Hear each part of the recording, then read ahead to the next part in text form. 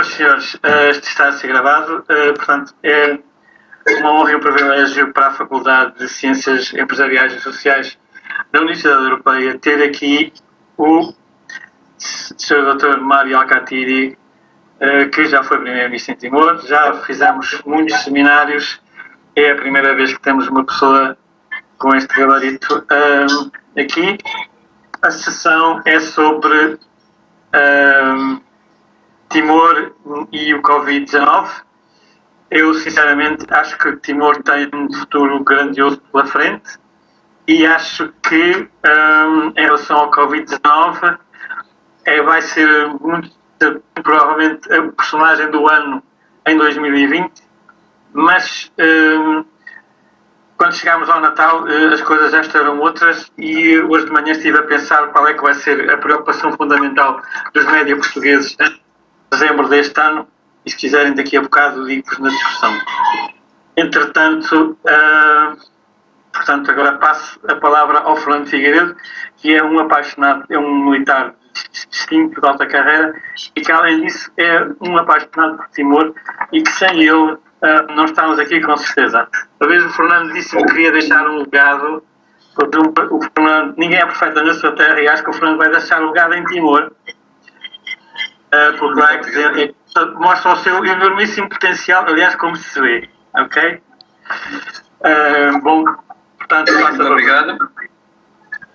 Muito obrigado. Para além de ser apaixonado por Timor, eu sou também um fã do Dr. Mário Alkatiri, de modo que estas palavras que eu vou aqui apresentar sobre ele são naturalmente tendenciosas, mas eu creio que não se distanciam em momento nenhum daquilo que é a verdade e o currículo e a história do Dr. Mário Alkatiri fala por ele próprio. Da mesma forma que falar do Dr. Mário Alkatiri é falar da história de libertação de Timor-Leste. Não há nenhum momento glorioso da luta do povo Mober onde o nome do Dr. Mário Alkatiri não surja associado a esse momento. É uma personalidade fascinante a que ninguém consegue ficar indiferente. A prova disso é que hoje, aos 71 anos de idade, 3 da manhã em Dili, capital de Timor-Leste, aceitou estar acordado connosco para nos brindar com a sua visão sobre como uma pandemia como esta, que também vivemos, afeta a mais nova nação do século XXI e como espera recuperar a sua economia e caminhar rumo ao desenvolvimento. O Dr. Mário Alkatiri, como já foi referido, foi primeiro-ministro de Timor-Leste depois da restauração da independência em 20 de maio de 2002, nasceu em Dili no dia 26 de novembro de 1949, cresceu numa grande família de 11 irmãos, é casado e tem 3 filhos, Nurima, Luqueno e Solok. Depois de ter concluído o liceu em Dili, continuou os seus estudos de topografia e agrimensura em Luanda, Angola, sendo graduado em 1972. É ainda graduado em Direito pela Universidade de Eduardo Mondlane em Maputo, Moçambique, onde foi também docente de Direito Internacional e Direito Constitucional. Depois da Revolução dos Cravos, em 25 de abril de 74, tornou-se um dos principais fundadores da ASDT, Associação Social Democrática de Timor-Leste. Mas é esquisito porque o professor aparece... E foi nomeado... Desculpe? Posso? E foi nomeado secretário-geral... Não, mas aparece aqui no meu visor, né? Doutor Pimenta... Está lá dentro. Está bem. Ok, vai. Não há problema. Dizia eu...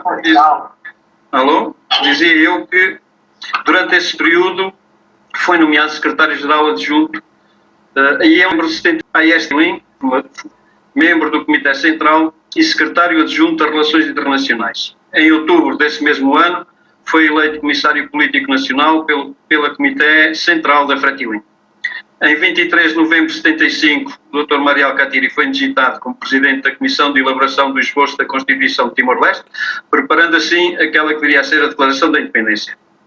Em 28 de novembro de 75, a Fretilin declarou a independência e proclamou o nascimento da República Democrática de Timor-Leste e Mário Alkatiri foi empossado Ministro de Estado para os Assuntos Políticos.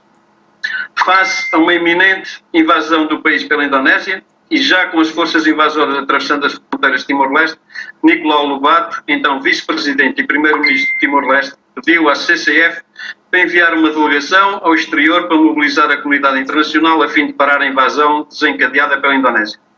O Dr. Al-Katiri foi um dos membros desta delegação que deixou Timor-Leste em 75, 3 dias antes da invasão a Dili. Assumindo o seu papel de diplomata, trabalhou junto do Conselho de Segurança da Assembleia da ONU em Nova Iorque e da Comissão dos Direitos Humanos em Genebra, no sentido da adoção das resoluções, condenando a invasão e a violação dos direitos humanos praticado pelas forças SWAT, e passou a participar em todas as reuniões da Comissão dos Direitos Humanos das Nações Unidas sobre a questão de Timor-Leste. A partir de 1990, participou nas conversações tripartidas entre a ONU, Indonésia e Portugal, e depois também participou no processo de diálogo intratimorense em 1995 sobre os auspícios das Nações Unidas. Já com o referendo de independência em setembro de 2001, Dr. Maria Al-Katiri foi nomeado pelas Nações Unidas Ministro-Chefe e Ministro de Economia e Desenvolvimento do segundo Governo de Transição em Timor-Leste. Depois da restauração da independência, em 20 de maio de 2002, foi empossado o Primeiro-Ministro e Ministro da Economia e Desenvolvimento. O fundo petrolífero que o governo da Fretilin criou, sob a liderança do Dr. Al-Katiri, é conhecido mundialmente como um dos mais transparentes e sustentável. Mais tarde, em 30 de agosto de 2014, o Dr. Maria Al-Katiri foi nomeado e tomou posse como Presidente da Autoridade da Região Administrativa Especial do Ecosiambeno, onde desenvolveu um novo modelo de desenvolvimento económico. O Dr. Al-Katiri defende que os modelos de desenvolvimento existentes no mundo estão à beira de esgotamento e entende que há necessidade de criar um outro capaz de se afirmar com uma síntese dinâmica dos modelos já esgotados. Criou assim um conceito das Zonas Especiais de Economia Social de Mercado, com este programa piloto em Ocusse e Ataúd. Por razões políticas, viu-se obrigado a abandonar este projeto, mas a obra ficou e está lá à vista de todos. Dotado de uma personalidade forte, de uma extraordinária capacidade de trabalho e liderança, o Dr. Al-Katiri ainda associa a uma sagaz inteligência e rápido raciocínio prático um notável espírito de humor que fazem com que seja um amigo de que se gosta de ter, um cidadão exemplar e um político de exceção. Portugal deve-lhe muito e por isso o agraciou com a Gran Cruz da Ordem do Infante Dom Henrique, mas o Dr. Maria Al-Katiri é mais que um timorense, é um cidadão da CPLP e da língua portuguesa. Com netas em Moçambique, netas em Timor-Leste e netas em Lisboa, esta pandemia trouxe muitas dificuldades, mas trouxe também este maravilhoso avô, o neto varão que sonhava e que ainda só conhece fotografias. Espera em breve ver acabada no mundo esta tristeza que a todos assolou e poder abraçar finalmente o seu neto, juntando de novo a família no país que o viu nascer e para o qual continua a lutar para que todas as crianças, que não só os seus netos, tenham um futuro melhor. Passo, pois, a palavra ao nosso ilustre orador, o Dr. Maria Al-Katiri. Obrigado, Fernando. Esta apresentação bastante sucinta e mas bastante completa. E, naturalmente, que o que se quer falar aqui é Covid-19 versus Timor-Leste. Aqui duas coisas importantes a frisar. Na verdade, nós temos sido bafejados pela sorte em termos da pandemia como por si só. Porque até agora só 24 casos registrados e importados, naturalmente, e 24 recuperados. Significa que não houve nenhum óbito. Isso por si só mostra que temos sido bafejados pela sorte. Porque digo isso simplesmente porque o nosso sistema de saúde ainda é bastante frágil e nos últimos anos não tem se investido pouco em melhorar esse mesmo sistema. E de repente fomos acordados por esta pandemia, ou que não chega a ser sequer a nível de Timor-Leste uma epidemia, porque pelos casos que eu já disse hoje. Mas, dizendo isso, quero também frisar que houve efeitos muito negativos do Covid-19 em Timor-Leste, na área social e na área econômica, porque há uma fragilidade muito grande. 41% das nossas populações vivem abaixo da linha de pobreza. E isso significa que, apesar daqueles números todos que hoje se falou, que realmente a pobreza ainda graça no nosso país. O que significa que o impacto que produziu junto das populações com as medidas que foram tomadas de emergência, estado de emergência,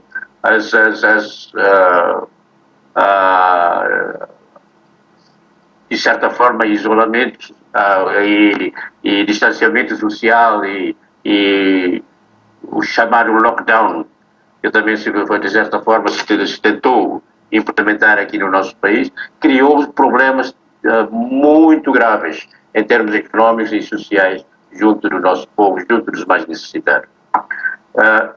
Mas a verdade é que isso também acordou-nos e chegamos à conclusão que depois de quase 20 anos de restauração da independência, ainda temos gente, ainda temos populações inteiras a necessitar de mais atenção por parte do Estado. E é mais atenção por parte do Estado. Por isso mesmo, o Covid-19 veio despertar-nos para esta realidade gritante, de termos descurado, durante quase 20 anos de governação, descurado os mais necessitados. Temos praticamente ignorado as necessidades dos mais necessitados. E isto é gravíssimo.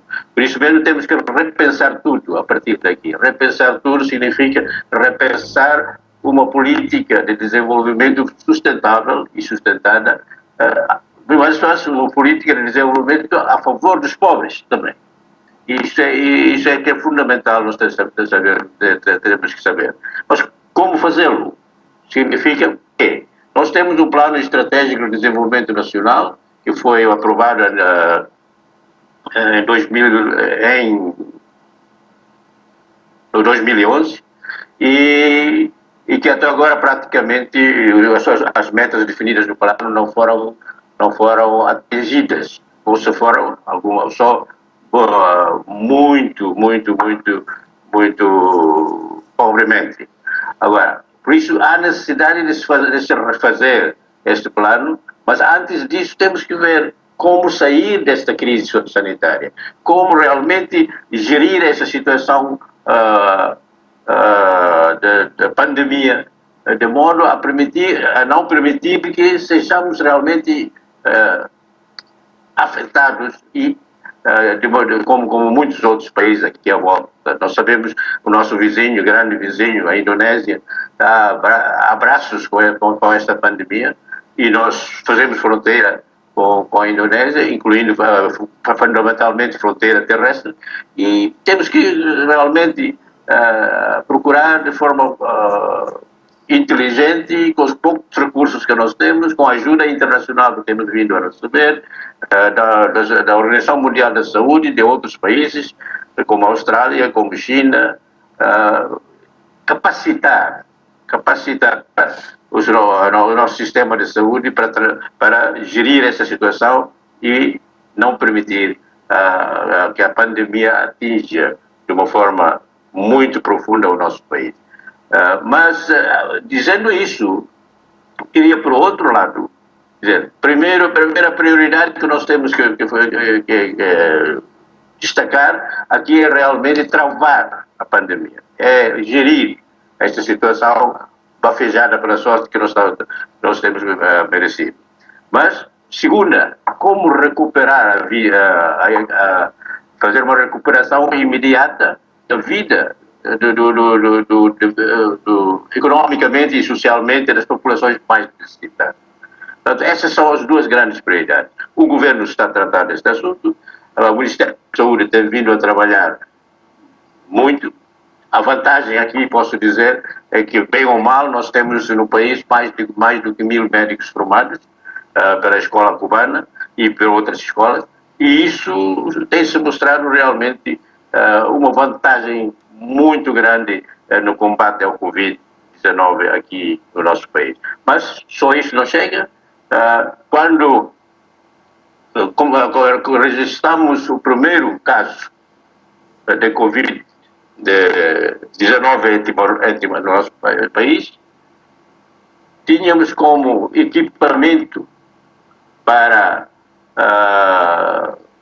em caso necessário, fazer um tratamento mais intensivo, só tínhamos 2 ventiladores no nosso país todo, o que significa que se tivesse havido realmente vários casos ao mesmo tempo, teria sido muito difícil fazer isso. Hoje já temos mais capacidade nesse aspecto e já estamos não tão bem preparados como outros países, mas mais preparados do que há meses atrás. Agora, a nível do Ministério da Saúde, tem havido um esforço muito grande em se fazer a educação do nosso povo. A verdade, o nosso povo, mesmo na cidade de Dili, a maior parte das pessoas ainda não sabe exatamente o perigo que representa o Covid-19. E, portanto, fazem a sua vida quase normal e isto, em caso de uma infecção galopante acontecer, vai ser muito difícil para o nosso sistema controlar a situação. Portanto, se em Dili já acontece isso, é que as pessoas procuram fazer a sua vida numa normalidade total. Agora, o que acontecerá exatamente fora de Dili? As pessoas não estão conscientes, as pessoas continuam a fazer concentrações em cerimônias familiares, como já faziam antes, e por mais que o Ministério da Saúde esteja a tentar divulgar, disseminar informações, penso que até agora continua a ser difícil para as pessoas entenderem o que é este vírus Covid-19. Tirando uma pequena minoria, as pessoas continuam sem saber. E quando se declara estado de emergência, já por 2 vezes ou 3, isso tem um impacto muito grande no orçamento do Estado de Timor-Leste. E tem um impacto muito grande porque há um esforço enorme de tentar minimizar o sofrimento dos mais pobres, e este esforço tem implicado somas de dinheiro que são retiradas do fundo petrolífero para poder subsidiar as populações mais necessitadas.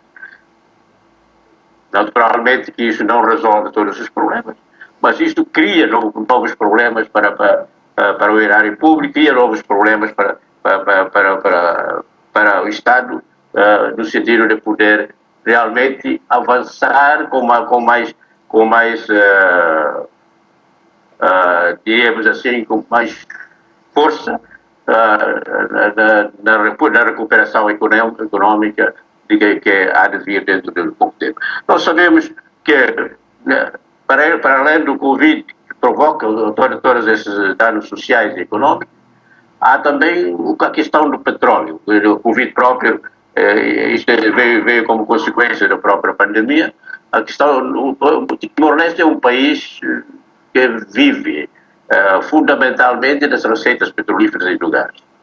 Só que o preço do petróleo praticamente caiu 40%. E isto imediatamente, o impacto imediato no fundo petrolífero foi a redução das receitas neste ano de 1,8 mil milhões de dólares. E isso significa quase o orçamento, mais do que o orçamento anual de Timor-Leste. O que significa que toda esta situação que nós temos vindo a experimentar, vindo a viver, cria cada vez mais dificuldades para se poder avançar para um programa mais ousado de recuperação econômica do nosso país. Criamos uma comissão, para além da comissão de crise, para debelar a pandemia, criou-se agora uma comissão para se estudar a fase seguinte da recuperação econômica, a fase intermédia, diríamos assim, da recuperação econômica, que vai ter que ser repensada como deve ser. Repensada de maneira que não há necessidade de se inventar rodas. As rodas foram inventadas. Do meu ponto de vista, devíamos ir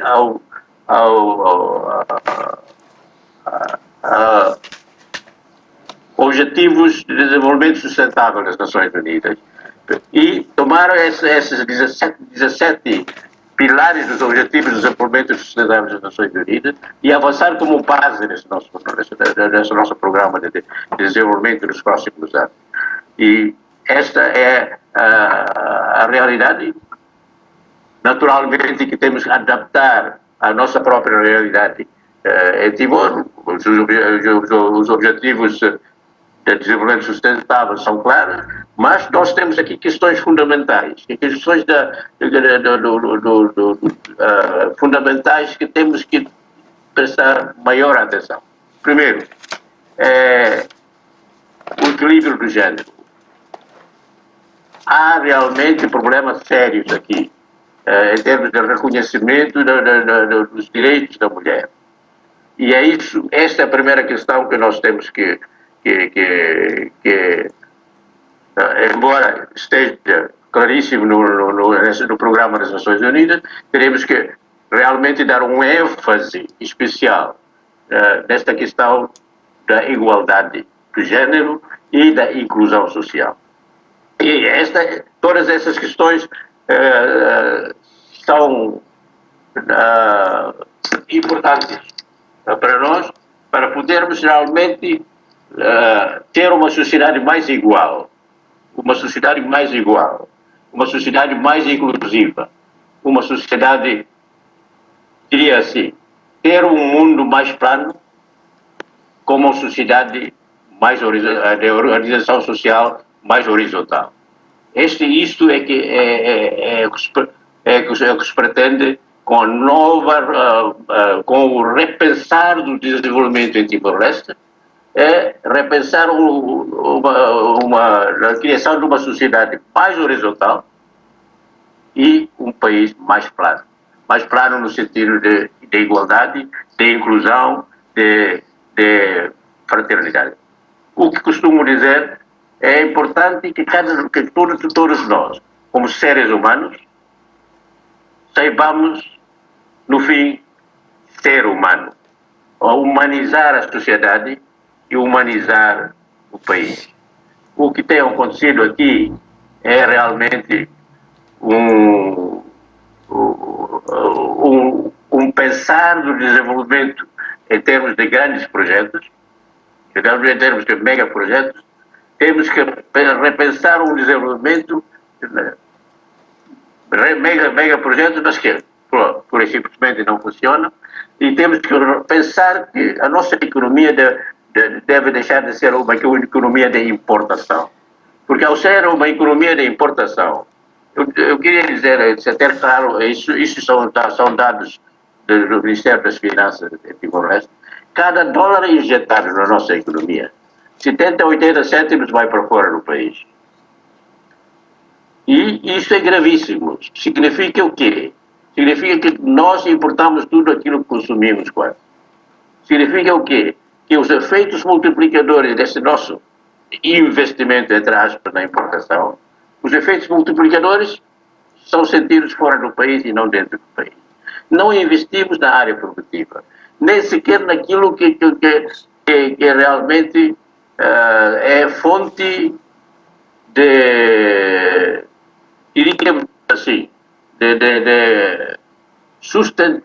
sustentação da maioria do nosso povo. Temos que inverter isso, temos que ter uma economia mais resiliente numa primeira fase e passar a ser uma economia mais produtiva, porque só produzindo riqueza podemos distribuir riqueza. Não é consumindo receitas não renováveis é que produzimos riqueza. Só produzindo riqueza podemos distribuir riqueza. Antes de produzirmos riqueza, não há distribuição de riqueza. Se não há distribuição justa de riqueza, não há distribuição de riqueza. E se não há distribuição justa de riqueza, significa que não haverá justiça. Significa que não haverá inclusão. Significa que não haverá realmente participação plena de todos em termos de beneficiação da própria independência. Repensar a nossa economia pós-Covid é repensar na base de inverter as prioridades. A maior prioridade que se pode realmente podemos ter na economia em termos do futuro é investir na área produtiva e investir na produção de riqueza. Portanto, era isso que eu queria dizer. Portanto, nós, naturalmente, quando falo repensar a economia, falo fundamentalmente de saber uma coisa, principalmente. Nós temos que fazer uma opção clara sobre o modelo de desenvolvimento que queremos introduzir no nosso país. Hoje, Figueiredo falou de Oecussi. Desde há muito tempo que vinha pensando na necessidade de se fazer uma síntese dos dois modelos já esgotados ou quase esgotados. As crises cíclicas que têm passado a esses modelos mostram bem claramente que já não há solução possível a nível interno para o reforço de cada modelo. Há sim solução para uma síntese, encontrar um modelo capaz de encontrar todas as partes positivas de um e do outro e fazer avançar este modelo alternativo. Temos que criar uma alternativa àquilo que já é velho, àquilo que já caduco. O erro de tudo isso, para mim, o erro de tudo isso apareceu no nosso mundo quando o muro de Berlim caiu. O muro de Berlim caiu e o famoso Francis Fukuyama fez uma declaração bombástica e dizendo que seria o fim da história. Por mim,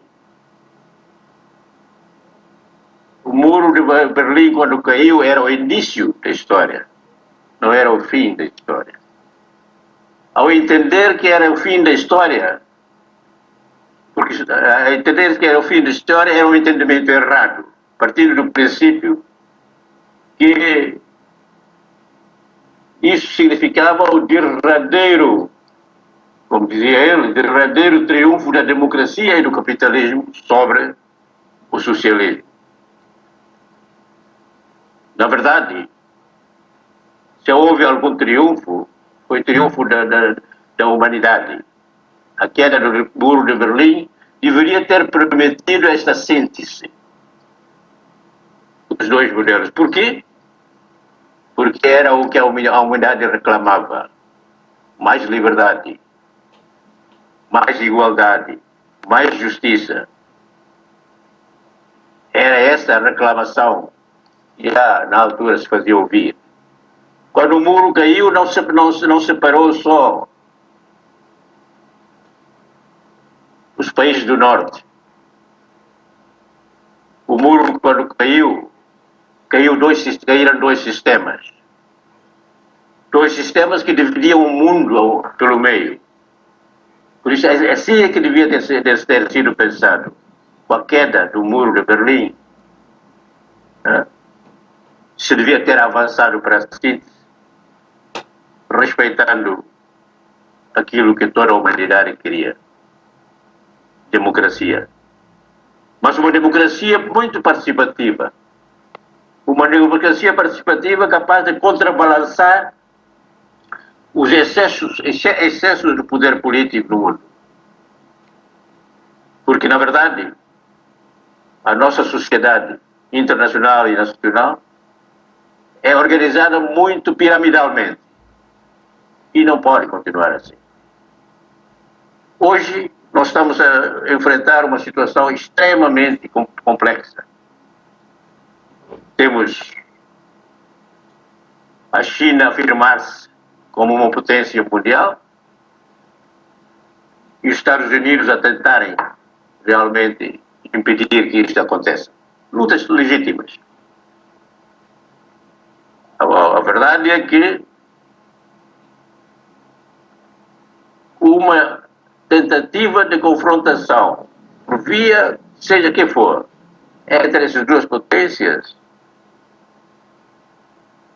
em nada irá beneficiar este mundo novo que nós queremos construir.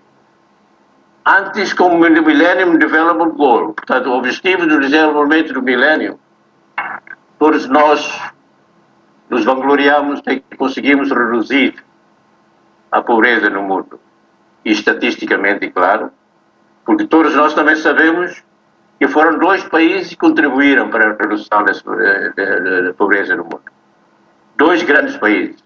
A maior democracia do mundo, a Índia, e a China, que contribuíram para nós podermos dizer que a pobreza se reduziu.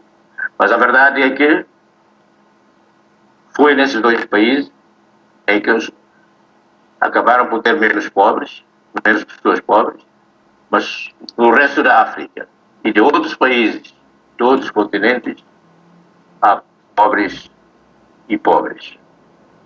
Não se pode realmente continuar a permitir que 1% da riqueza total de qualquer país esteja nas... não, 90% da riqueza total de um certo país esteja na mão de 1% da sua população. Há que se realmente virar a página para que uma segunda onda ou terceira onda do vírus se voltar a acontecer, não nos apanhe desprevenidos, para que todos possam ter acesso à assistência de saúde, para que todos possam ter a educação digna, todos podem ter habitação, para que cada cidadão, cada família possa realmente ter aquilo que precisa para viver digna e condignamente. Portanto, era isto a minha introdução, numa manhã tão escura como esta, mas a verdade é que o mundo precisa de se reorganizar, o mundo precisa de ser um mundo para todos, o mundo precisa de existir para a humanidade inteira. Obrigado.